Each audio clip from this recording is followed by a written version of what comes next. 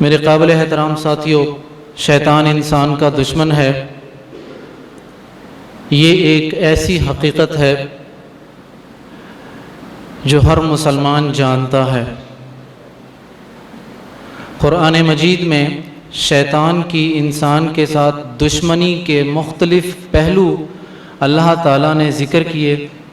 اسی طرح رسول اللہ صلی اللہ علیہ وسلم کی بے شمار دعائیں وہ اس حقیقت کا مظہر ہیں کہ شیطان انسان کا سب سے بڑا دشمن ہے۔ بندہ مومن اگر نجات چاہتا ہے اس دنیا میں اور اس دنیا کے لیے بھی، تو اسے نہ صرف قولی طور پر بلکہ عملی طور پر شیطان کو اپنا دشمن سمجھنا ہی نہیں ہوگا، بلکہ اس کا مقابلہ بھی کرنا ہوگا۔ قرآن مجید میں صرف چند آیات آپ کے سامنے رکھوں گا، اس سے معلوم ہوگا شیطان کا ایک مختصر سا تعارف۔ شیطان نے ایک سجدے سے انکار کیا تھا، نتیجتاً راندہ درگاہ ہوا، تا قیامت ملعون مردود ہوا۔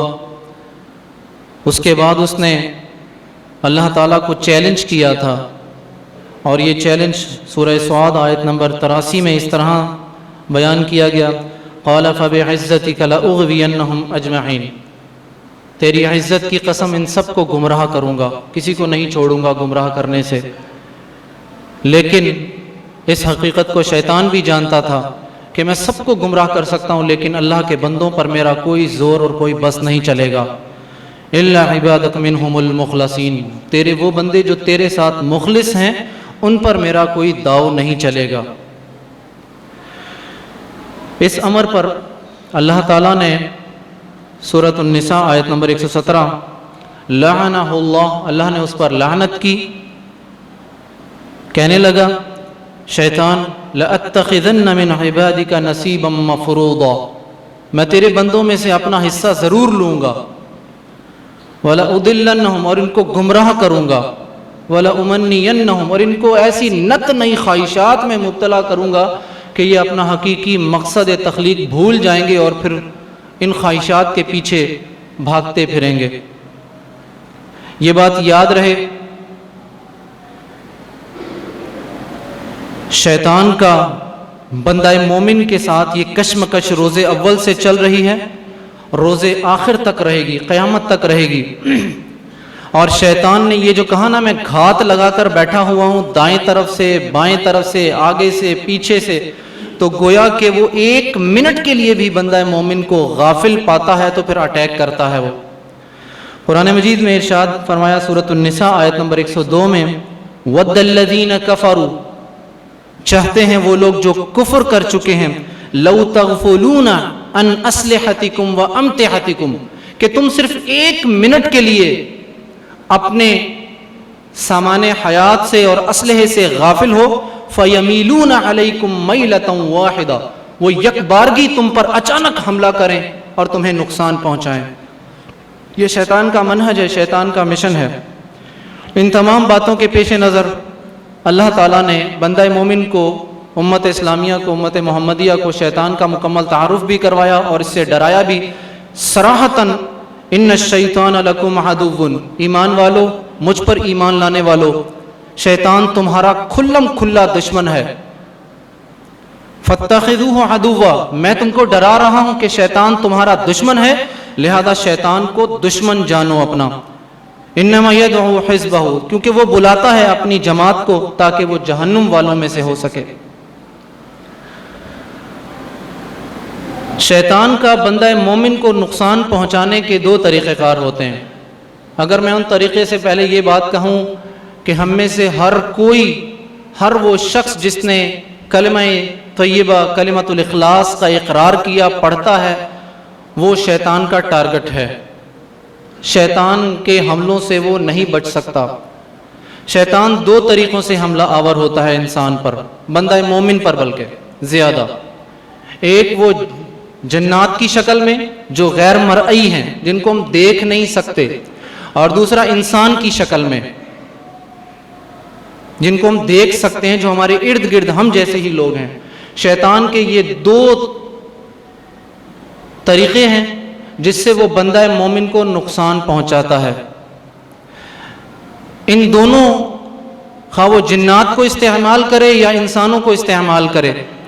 ہم اپنے معاشرے میں بے شمار ایسی مثالیں سنتے ہیں جی کہ مجھ پر جادو ہے تو وہ مجھ پر عملیات کیے گئے ہیں، تو تعویذ کا اثر ہے، تو کسی نے کچھ کیا، وہ بے شمار ایسے. اور ہم اپنے مولویوں کی طرف، علماء کی طرف جاتے ہیں کہ جی اس پر یہ اثر ہے تو اس پر یہ دم کروا دیجیے. اس طرح کے بے شمار آپ میں سے ہر ایک جانتا ہوگا اس چیز کو.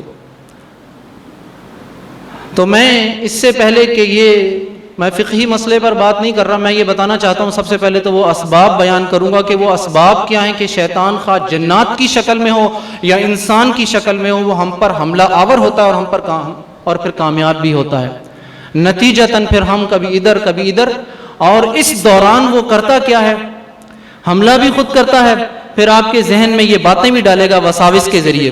فلاں پیر صاحب، فلاں مولوی صاحب، فلاں جو ہے نا وہ بڑا، اس کے پاس بڑے حامل اور بڑے ہمزاد اس نے قید کیے ہیں، اس کے پاس جاؤ تو وہ یا تو آپ اپنے استعمال شدہ کپڑے لے جاؤ یا اپنے بال لے جاؤ، اس قسم کی چیزیں ہوں گی، وہ آپ کو یوں چٹکی بجاتے اس معاملے کا حل کر دے گا. پھر بندہ اس کے پاس جاتا ہے، اپنے کپڑے لے کر جاتا ہے، بال لے کر جاتا ہے، وہ عجیب و غریب قسم کے اذکار بتاتا ہے، غیر مفہوم اور غیر ثابتہ، جس میں شرک بھی ہوتا ہے، وہ اس پر لے آتا ہے. کبھی وہ کالے رنگ کی مرغی منگواتا ہے، کبھی کالی بکرے منگواتا ہے، کبھی یہ تو کبھی وہ. اس طرح انسان اپنے اس راستے سے ہٹ جاتا ہے، صراط مستقیم سے، اور وہاں سے اس کو شفا ملتی بھی ہے، وہاں سے اس کو شفا ملتی بھی ہے عارضی طور پر. یہ انسان پتھر سے بھی اپنے آپ کو لگا لے گا تو پتھر سے بھی بہت کچھ اس کو ملے گا، نفسیاتی طور پر یہ چیز موجود ہے. تو سب سے پہلے ان اسباب کو اپنے ذہن میں رکھیے، اس لیے کہ ہم جانتے ہیں کہ تعالج الامراض باسبابها، بیماریوں کا علاج جو ہے ان کے اسباب کی بنیاد پر کیا جاتا ہے. اگر کوئی ڈاکٹر کے پاس کوئی بخار کا پیشنٹ جاتا تو وہ ہر بخار کے پیشنٹ کو وہ پیناڈول نہیں دے دیتے، وہ دیکھتے ہیں کہ بخار اصل میں ہوا کس لیے. کہ ڈیفینیٹلی بخار ایک الارمنگ سسٹم ہے کہ جسم میں کہیں انفیکشن ہے، وہ اس انفیکشن کو چیک کرتے ہیں، بلڈ ٹیسٹ کروائیں گے، یورین ٹیسٹ کروائیں گے، یہ کروایا وہ کروایا، تاکہ پتہ چلے کہ بخار کس لیے. اس اصل بیماری کے لیے بھی دوا دیں گے، پھر بخار خود بخود ختم ہو جاتا ہے. تو میرے سامنے جو اسباب میں نے جمع کی یہ حتمی نہیں ہے کہ یہی ہیں، لیکن میں نے اپنے طور پر کوشش کی کہ میں وہ اسباب اکٹھے کروں جو عمومی طور پر ہمارے معاشرے میں ہم لوگوں کے درمیان پائے جاتے ہیں، جن کی بنیاد پر شیطان ہم پر حملہ کرتا ہے اور کامیاب ہوتا ہے. سب سے پہلا سبب، ہم نے اپنے گھروں میں تصویریں لگا رکھی ہیں. یہ جو ہماری تصویریں ہیں نا، یہ ایک طرح سے ہم نے بت اپنے گھروں میں لگا رکھے ہوتے ہیں. اور تصویریں کس کی ہوتی ہیں؟ یا تو ہماری اپنی تصویریں ہوتی ہیں، ہمارے بیڈ روم میں ہماری اور ہماری وائف کی تصویریں لگی ہوتی ہیں، بچوں کی تصویریں لگی ہوں گی، اور یہ بزرگوں کی تصویریں لگی ہوں گی ہمارے گھروں میں. حدیث میں آتا ہے، صحیح بخاری صحیح مسلم کی حدیث ہے کہ اس گھر میں فرشتے داخل نہیں ہوتے جس گھر میں تصویر ہو یا کتا ہو. تو مجھے بتائیے کہ جس گھر میں رحمت کے فرشتے داخل نہ ہو تو وہاں شیطان ہی داخل ہوگا نا. پھر شیطان کے لیے تو ہم راستے خود کھول رہے ہیں. اور اب تو ہم نے اور اس کو آسان کر دیا اس چیز کو. اگر ہمارے گھروں پر نہیں لگی ہوئی تو ہمارے موبائل میں تصویریں ہوتی ہیں، بے شمار تصویریں ہوتی ہیں، سینکڑوں ہزاروں تصویریں ہوں گی موبائل پر. ہم کہیں جائیں گے، نماز پڑھیں گے، عمرہ کریں گے، حج کریں گے، کوئی بھی کام کریں گے، کھانا کھانے جا رہے ہیں تو وہاں بھی ہم اپنی تصویریں کھینچتے ہیں اور وہ لگاتے ہیں. تو پہلا سبب جو ہے رحمت کے فرشتوں سے محرومی، شیطان کی کامیابی کا پہلا سبب یہ ہے کہ ہم تصویریں اپنے گھروں میں رکھتے ہیں. نمبر 2، اپنے گھروں میں نوافل کی عدم ادائیگی. ہم مسجد آتے ہیں، مسجد میں فرض نماز پڑھتے ہیں، نفل بھی ہم مسجد میں ہی پڑھتے ہیں، اپنے گھروں کو ہم نے نمازوں سے محروم رکھا ہوا ہے. طریقہ کیا ہونا چاہیے؟ فرض نماز گھر میں پڑھیں. میرے طالب علم ساتھی جو ہیں، میں یہ سب کے لیے لازمی نہیں قرار دے رہا ہوں، افضلیت اس میں ہے. کمروں میں اپنے گھروں میں جا کے نفل نماز پڑھیے، اس لیے کہ نماز میں خیر ہے، نماز میں برکت ہے. حدیث میں آتا ہے، سنن ابی داؤد کی حدیث ہے یہ، علیکم بالصلاۃ فی بیوتکم، تم پر لازمی ہے کہ اپنے گھروں میں نماز پڑھو. فإن خیر صلاۃ المرء فی بیتہ الا المکتوبہ، بندہ مومن کی بہترین نماز فرض نماز کے بعد جو ہوتی ہے وہ نفلی نماز ہوتی ہے جو اپنے گھر میں پڑھتا ہے. نفل نماز افضل کہاں ہے؟ گھر میں. لیکن کاروبار میں ہے، شاپ پر ہے، نہیں جا سکتا گھر پر، تو ٹھیک ہے جی مسجد میں نفل نماز پڑھ لے. اگر اپنے دفتر میں، دکان میں کہیں گنجائش ہے تو فرض نماز یہاں پڑھے، نفل نماز وہاں پڑھے. کاروبار میں بھی برکت ہوگی اس چیز سے. تو نفل نماز گھر میں نہ پڑھنا، نتیجتاً ہم نے اپنے گھروں میں ایک یہ سبب ہمارے پاس. نمبر 3، قرآن مجید کی تلاوت کا ترک کیا جانا. ہم صرف رمضان میں قرآن مجید کو ہاتھوں میں تھامتے ہیں اور 1 2 3 قرآن پڑھتے ہیں، اور وہ بھی مسجد میں آ کر پڑھتے ہیں. نماز کے بعد بیٹھیں گے، آدھا پارہ پڑھیں گے، 1 پارہ پڑھیں گے اور پھر گھر چلے جائیں گے. گویا کہ ہم نے اپنے گھروں کو یہ گمان کیا ہوا کہ ہمارے گھر اس برکت سے، اس رحمت کے محتاج نہیں ہیں. چوتھا سبب، اپنے گھروں میں شوقیہ کتے پالنا. ایک سبب یہ بھی ہے. پانچواں سبب اس حوالے سے آتا ہے، اپنی اولاد کو گھر سے باہر کھیلنے کے لیے چھوڑنا. مغرب کے فوری بعد آدھا گھنٹہ، پونا گھنٹہ یہ جو ہم چھوڑتے ہیں بچوں کو، ممنوع ہے، یہ چیز جائز نہیں. یہ بھی اسی میں شیطان جو ہے ان بچوں کو بہت شکار کرتے ہیں جو مغرب کے فوری بعد کھیلنے کودنے کے لیے باہر نکلتے ہیں. حدیث میں صراحتاً اس کی ممانعت ہے. لا ترسلوا، نہ بھیجو اپنے بچوں کو اذا غابت الشمس، جب سورج غروب ہو. تو یہ آدھا پونا گھنٹہ بچوں کو گھر سے باہر مت نکالیے. یہ بھی ایک سبب ہے. ڈیفینیٹلی ایک شخص باہر جائے گا تو جو چیز لے کر آئے گا تو وہ گھر میں بھی داخل ہوگی. اس کے علاوہ چھٹا سبب، اپنی اولاد پر، اپنے بہن بھائیوں پر، والدین پر، جتنے بھی لوگ ہیں ان پر دم نہ کرنا. ہم نے یہ فرض کیا ہوا ہے کہ دم کرنا مولوی صاحب کا فرض ہے. جی مولوی صاحب کے پاس جائیں گے، ان سے دم کروا لیں گے. جبکہ حیات طیبہ، سیرت طیبہ پڑھیے، ہزارہ صحابہ مدینے میں موجود تھے. مجھے کوئی ایک حدیث نکال کے بتا دیجئے کہ بطور خاص اللہ کے رسول صلی اللہ علیہ وسلم نے کوئی وقت مقرر کیا ہو کہ صحابہ کرام اپنی اولادوں کو لے کر آتے ہیں، اللہ کے رسول اس پر دم کر دیجئے. ایسے واقعات ضرور ملتے ہیں کہ صحابیات، صحابہ لے کر آتے تھے اپنے بچوں کو، لیکن کوئی باقاعدہ وقت نہیں تھا. اس خصوصی طور پر ایسی کوئی کیفیت ہمیں نہیں ملتی. بلکہ صبح و شام کے اذکار جتنے بھی ہیں کتب احادیث میں، جیسا کہ میں ابھی آگے چل کر تعارف بھی کرواؤں گا، وہ تمام کے تمام ایسے ہیں کہ ہر مسلمان مرد اور عورت پر لازمی ہے کہ وہ صبح و شام کے اذکار کو اپنا حرز جاں بنا لے. ایسے جیسا کہ زندہ رہنے کے لیے سانس کی ضرورت ہوتی ہے، بندہ مومن کے لیے صبح و شام کے اذکار ایسے ہونے چاہیے.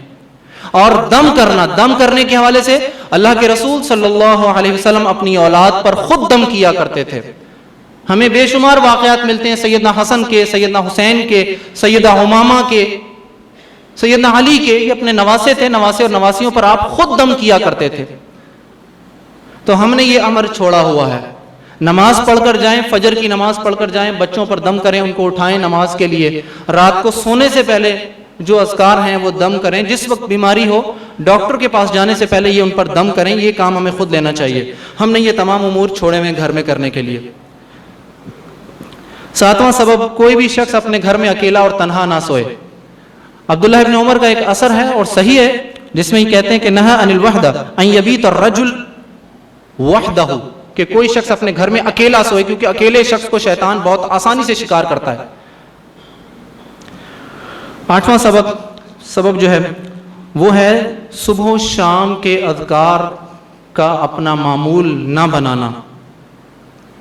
یہ ایک بات واضح کلیئر ہے کہ جو شخص صبح و شام کے اذکار کو نہیں اختیار کرتا، قرآن مجید میں سورہ زخرف میں آتا ہے وَمَن يَعْشُ عَن ذِكْرِ الرَّحْمَنِ، جو کوئی اللہ کے ذکر سے کنارہ کشی کرتا ہے، منہ پھیرتا ہے، نُقَيِّدْ لَهُ شَيْطَانًا، تو پھر شیطان اس کا ساتھی بن جاتا ہے. شیطان کو اس کا ساتھی ہم بنا دیتے ہیں. جب اللہ کا ذکر نہیں کریں گے تو پھر شیطان کے لیے تو راستہ کھل گیا نا. شیطان پھر اس کا ساتھی بن جاتا ہے، دوست بن جاتا ہے، بڑا گہرا جگری یار بن جاتا ہے اس کا. اور ایک روایت میں بھی آتا ہے جس میں یہ ہے کہ وَكَذَلِكَ الْعَبْدُ لَا يَنْجُو مِنَ الشَّيْطَانِ إِلَّا بِذِكْرِ اللَّهِ. اگر کوئی بندہ مومن شیطان سے نجات حاصل کرنا چاہتا ہے، خواہ اس کے وساوس ہوں یا کسی بھی طریقے سے ہوں، اگر ان سے نجات حاصل کرنا چاہتا ہے تو اس کو چاہیے کہ اللہ کا ذکر اس کو لازمی کر لے. اللہ کے ذکر بے شمار ہیں، جس کا ذکر میں ابھی آپ کے سامنے کروں گا. المہم لا الہ الا اللہ، جتنے بھی اذکار آپ کو یاد ہیں وہ آپ اپنا معمول بنا لیجئے. چلتے پھرتے، اٹھتے بیٹھتے، سوتے جاگتے، دکان میں بیٹھے ہوئے فارغ، کاروبار میں بیٹھے ہوئے، گھر میں بیٹھے ہوئے، جہاں بھی ہیں ذکر اذکار کرتے رہیے. افضل الذکر لا الہ الا اللہ، یہ تو سب کو یاد ہوگا. لا الہ الا اللہ کا ورد کرتے رہیے، گنتی مت گنیے گا ذرا اس بارے میں۔ یہ وہ اسباب تھے جن کی بنیاد پر شیطان کامیاب ہوتا ہے، ہم پر حملہ کرتا ہے، ہماری اولادوں پر، ہماری خواتین پر یا ہم پر قبضہ کرتا ہے، تسلط حاصل کرتا ہے، اور پھر اس کے بعد ہم پریشان ہوتے ہیں۔ اللہ تعالیٰ سے دعا کرتا ہوں اللہ تعالیٰ ہمیں ان اسباب میں جو منفی کیفیات ذکر کی گئی ہیں ان سے بچنے کی توفیق عطا فرمائے۔ جیسا کہ میں نے آپ کو بتایا کہ شیطان دو طریقوں سے حملہ کرتا ہے، یا تو جنات کے ذریعے، جن کے ذریعے، یا پھر انسان کی صورت میں۔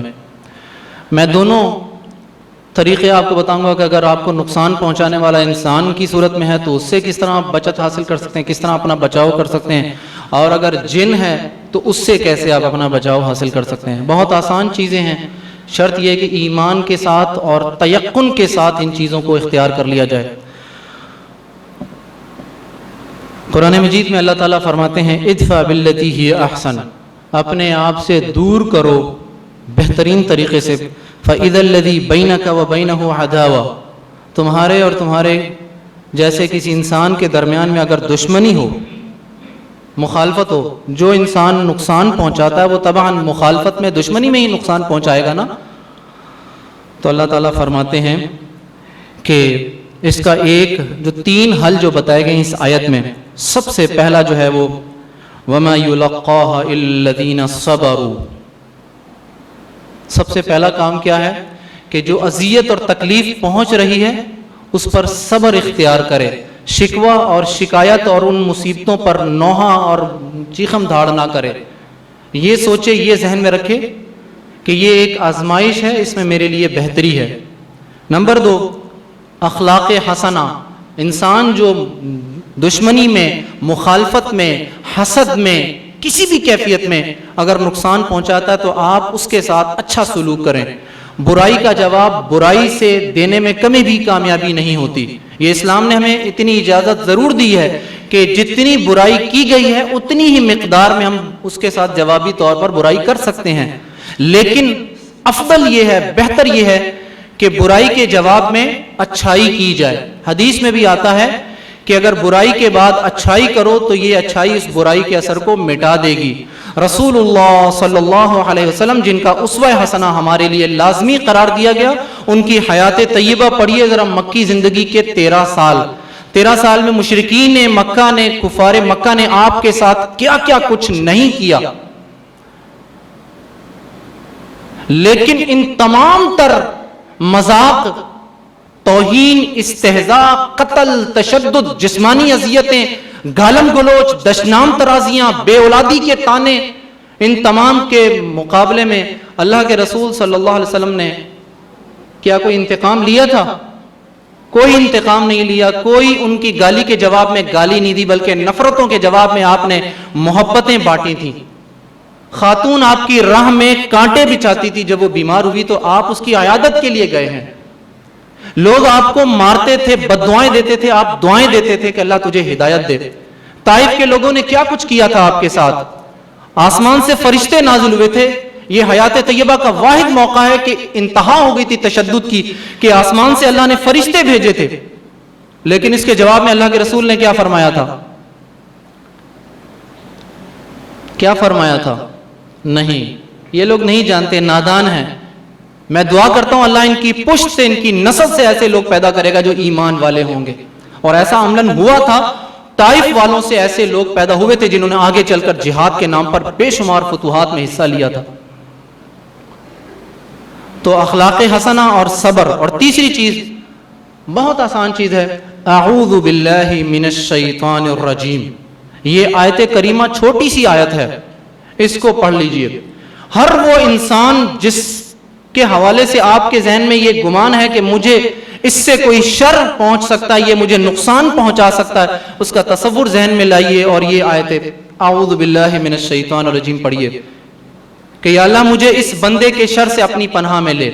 ایک حدیث میں بھی آتا ہے جس میں یہ دعا ملتی ہے، اللہم رب السماوات السبع ورب العرش العظیم کن لی جارا من شر فلان۔ اے اللہ ساتوں آسمان کے رب، عرش عظیم کے رب، مجھے اس شخص کے شر سے اپنی پناہ میں لے لے۔ تو اعوذ باللہ من الشیطان الرجیم یہ ایک مجرب اور ترین نسخہ ہے، جامع ترین نسخہ ہے۔ ویسے تو امام نسائی رحمہ اللہ کی کتاب نسائی جو ہے اس میں ایک باقاعدہ باب ہے کتاب التعوذات، جس میں رسول اللہ صلی اللہ علیہ وسلم نے ان تمام چیزوں سے پناہ مانگی جن سے کسی بندہ مومن کو نقصان ہو سکتا ہے۔ وہ کتاب النسائی اس کا مطالعہ مفید رہے گا۔ اس میں سورۃ الفلق اور سورۃ الناس میں بھی اس چیز کا ذکر ملتا ہے، من الجنتی والناس، نقصان پہنچانے والے یا تو جنات میں سے ہوں گے یا لوگوں میں سے ہوں گے۔ ذرا سورۃ الناس پڑھیے، قل اعوذ برب الناس، یہاں سے شروع ہوتا ہے سلسلہ، پھر من الجنتی والناس تک سلسلہ چلتا ہے۔ اس میں بھی انسان کے شر سے پناہ مانگی گئی۔ اس کے علاوہ من شر حاسد اذا حسد، اس آیت میں بھی حسد انسان کے ساتھ کرتا ہے، تو کہا کہ حاسد کے شر سے میں تیری پناہ میں آنا چاہتا ہوں اللہ، جو جب وہ حسد کرتا ہے۔ تو یہ یاد کر لیجئے، اعوذ باللہ من الشیطان الرجیم، اچھے اخلاق کے ساتھ جواب دیجئے، دشمنی کا جواب دشمنی سے مت دیجئے، اور جو تکالیف پہنچ رہی ہیں اس پر صبر کیجئے۔ شیطان اگر جنات کی شکل میں نقصان پہنچانا چاہتا ہے، اس کا سب سے بہترین اور کامیاب ترین مجرب ترین علاج جو ہمیں احادیث میں ملتا ہے وہ ہے معوذتین، سورۃ الفلق اور سورۃ الناس اور سورۃ الاخلاص۔ یہ تین صورتیں پڑھ کر کثرت کے ساتھ آپ اپنے اوپر بھی دم کیجئے، بچوں پر بھی دم کیجئے۔ ہر وہ شخص جس پر اندیشہ ہو کہ اسے شیطان یا جنات کی شکل میں اس پر کسی کا اثر ہے یا آپ کا گمان ہے، نہیں بھی اگر آپ کا گمان تب بھی یہ کام کیجئے۔ اگر اثر ہے تو وہ دور ہو جائے گا، اور اگر نہیں ہے تو اس کے گرد ایک روحانی حصار کھچ جائے گا، شیطان وہاں پر کامیاب نہیں ہو سکے گا۔ نمبر 2، آیت الکرسی، سب کو یاد ہوتی ہے آیت الکرسی۔ آیت الکرسی اپنے معمول میں لے آئیے، صبح و شام کے اذکار میں شامل کر لیجئے۔ اور آیت الکرسی کے حوالے سے بے شمار احادیث موجود ہیں۔ ڈاکٹر فضل اللہ کی باقاعدہ کتاب ہے جس میں آیت الکرسی کے مکمل تمام تر فضائل بیان کیے گئے، کس کس موقع پر کیسے کیسے پڑھی جاتی ہے اس کا ذکر وہاں پر موجود ہے۔ اسی طرح سورۃ البقرہ کا پڑھنا، ہم اپنے گھروں میں سورۃ البقرہ کا پڑھنا جاری رکھیں وقتاً فوقتاً، اور بالخصوص سورہ بقرہ کی آخری 2 آیات جو کہ معراج کی رات اللہ تعالیٰ کی طرف سے امت اسلامیہ کے لیے ایک تحفہ تھی، نماز اور آخری 2 آیتیں سورۃ البقرہ کی، یہ 2 تحفے ہیں معراج کی رات کے۔ تو آخری 2 آیتیں رات کے اپنے سونے سے قبل اپنے معمولات میں لے آئیے۔ اسی طرح جیسا کہ میں نے ذکر کیا، گھروں میں نفل نماز کی ادائیگی، ایک حدیث بھی ملتی ہے صہیب الرومی سے مروی ہے یہ حدیث، اس میں ہے صلاۃ الرجل تطوعا، بندے کی نفلی نماز حیث لا یراہ الناس، اس کیفیت میں کہ لوگ دوسرے اس کو نہ دیکھ پائے ہوں، تعدل صلاۃہ علی اعین الناس 25، اگر وہ لوگوں کی نگاہوں سے پوشیدہ ہو کر نفلی نماز پڑھتا ہے تو یہ نماز اس کی مسجد میں پڑھی جانے والی نفلی نماز سے 25 گنا زیادہ افضل نماز ہے یہ۔ اس کے علاوہ شرعی دم جو ہے وہ ہمیں ملتا ہے، اس کے حوالے سے میں بھی بات کروں گا، اور صبح و شام کے اذکار بھی ہیں۔ یہ وہ چیزیں ہیں جو کہ ہم میں سے ہر کوئی استعمال کر سکتا ہے۔ ہمارے پاس اینڈرائیڈ موبائل فونز بھی ہیں، موبائل فونز میں اب یہ اذکار مسنونہ صبح و شام کی یہ بہت بڑی سہولت موجود ہے، بہت بے شمار سافٹ ویئر بھی موجود ہیں کہ آپ کو صبح کے وقت الارم ہوگا اور آپ کے سامنے سارے اذکار آپ کی اسکرین پر آ جائیں گے۔ چھوٹے چھوٹے کارڈ بھی ہیں، دار اندلس نے بھی چھاپے ہوئے ہیں، دارالسلام نے بھی چھاپے ہوئے ہیں۔ کتابوں کی ایک دعاؤں کی کتاب ہے حصن المسلم، چھوٹی سی کتاب ہے، دارالسلام نے پرنٹ کی ہوئی ہے۔ دار اندلس کی بھی کتاب ہے، چھوٹی سی جیبی کتاب، ہم جیب میں بے شمار چیزیں رکھ لیتے ہیں، وہ چھوٹی سی کتاب اپنے جیب میں رکھ لیجئے، اس میں تمام یہ اذکار دعائیں سب چیزیں موجود ہیں۔ قصہ مختصر میں یہ کہنا چاہتا ہوں کہ آپ میں سے ہر ایک اس امر کو لازم کر لے کہ وہ خود ان اذکار کو اپنی زندگی کا لازمہ بنا لے اور خود یہ دم کرے اپنی اولاد پر، اپنے پیاروں پر، اپنے بہن بھائی، والدین، جس کے بارے میں بھی اندیشہ ہو۔ یہ ایک مسلمان کے لیے بہت بڑا قلعہ ہے۔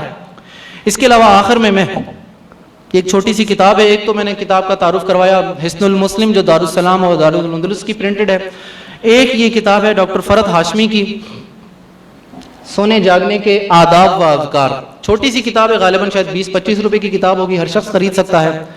سونے جاگنے کے آداب و اذکار، اس میں بے شمار چیزیں آپ کو ملیں گی، وہ چیزیں ملیں گی جو عمومی طور پر آپ کو کہیں نہیں ملیں گی۔ آداب کیا ہیں سونے کے، اور کیا کیا اذکار ملیں گے ترجمے کے ساتھ، حوالہ جات کے ساتھ. یہ کتاب اگر آپ خرید سکیں اپنے لیے، اپنے گھر میں بچوں کے لیے، اپنی خواتین کے لیے، تو انشاءاللہ العزیز اللہ تعالیٰ آپ کا حامی و ناصر ہوگا، اور شیطان کے شر سے بچانے والا اللہ تعالیٰ ہی ہے. آخر میں دعاؤں کے لیے کچھ بات کرنی ہے. اس ہفتے ایک تو ہمارے جامعہ کے استاد محترم، سابقہ استاد، اب تو پرسوں ان کا انتقال ہوا ہے، شیخ یعقوب طاہر. پہلے ہم ان کو حفظہ اللہ کہا کرتے تھے، اب آج مجھے رحمہ اللہ کہنا پڑ رہا ہے. ان کے لیے دعا کیجیے گا اللہ تعالیٰ ان کی مغفرت کرے اور ان کی قبر کو نور سے بھرے، ان کی حسنات میں اضافہ ہو، اور ان کی سیئات یا جتنی بھی خطائیں تھیں اللہ ان سے درگزر کرے. اسی طرح ایک دعا جو ہمارے پاکستان کے استاد الاساتذہ فضیلت شیخ حافظ مسعود عالم، ان کا بائی پاس آپریشن تھا آج صبح 9 بجے لاہور میں، ان کے لیے شفائے کاملہ و عاجلہ کے لیے دعا کیجیے گا. اسی طرح میرے بھائی جو پرسوں ایکسیڈنٹ ہوا تھا، جن کا کل پرسوں ان کا بھی آپریشن تھا، کولے کی ہڈی کا فریکچر ہوا تھا، ان کے لیے بھی شفائے کاملہ و عاجلہ کی دعا کیجیے گا. اسی طرح میرے پاس بہت ساری پرچیاں اور بہت ساری دعاؤں کی التماس ہیں، ان تمام بیماروں کے لیے دعا کیجیے اللہ تعالیٰ. اسی طرح ہمارے جامعہ کے ایک سابقہ طالب علم بھی ہیں جو ہمارے جامعہ کے محسن بھی ہیں، ان کی دادی کا بھی انتقال ہوا ہے، ان کے لیے بھی دعا کیجیے. جو فوت ہو چکے ہیں ان کی مغفرت کی دعا کیجیے، اور جو بیمار ہیں ان کے لیے دعا کیجیے اللہ تعالیٰ ان کو شفائے کاملہ و عاجلہ عطا فرمائے.